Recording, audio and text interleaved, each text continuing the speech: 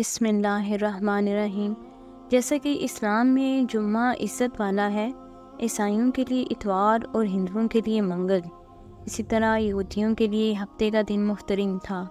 مگر فرق اتنا ہے کہ اسلام میں صرف ان لوگوں پر جن پر جمعہ کی نماز فرض ہے، جمعے کی پہلی اذان سے ختم نماز تک وہ دنیاوی کاروبار کرنا حرام ہے جو نماز میں دخل انداز ہوں۔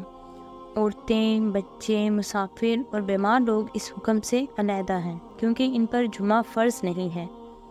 لیکن یہودیوں اور عیسائیوں کے ہاں ان سارے دنوں میں دنیاوی کاروبار حرام تھے اور خاص کر شکار کرنا سخت جرم۔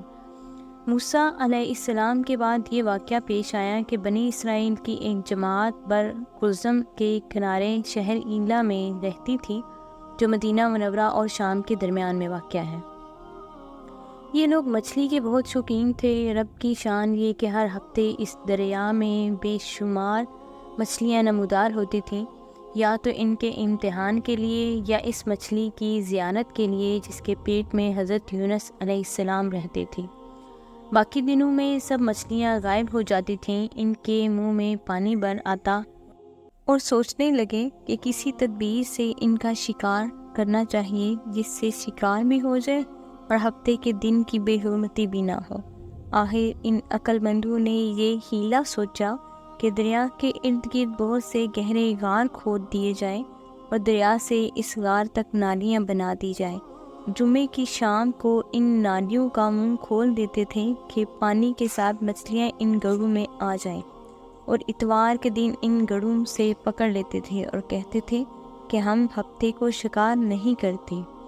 انہوں نے وہ مچھلیاں خوب کھائیں اور فروخت کیں جس سے یہ بہت مالدار ہو گئے۔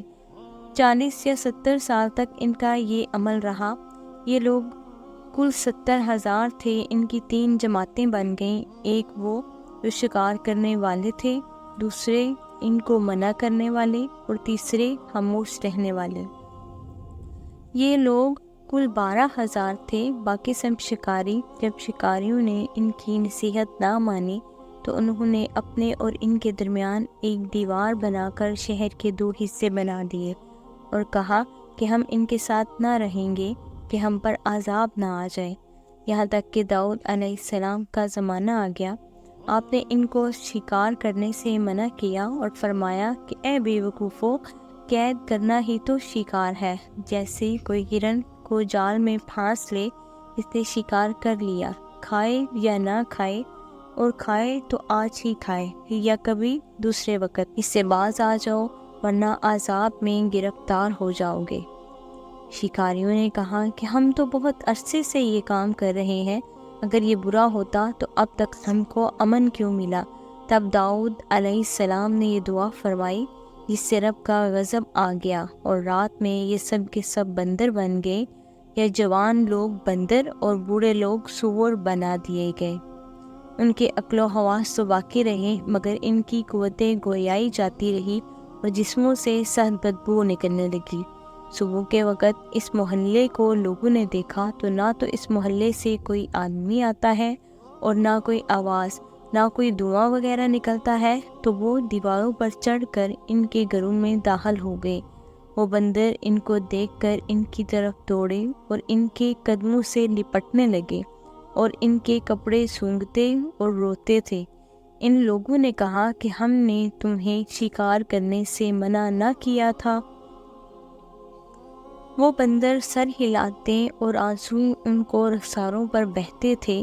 اس حال میں ان کو 3 روز گزرے اور سب ہلاک کر دیے گئے، نہ کوئی باقی بچا اور نہ ان کی نسل چلی۔ لوگوں میں یہ مشہور ہے کہ موجودہ بندر ان ہی کی نسل میں سے ہیں، لیکن یہ غلط ہے۔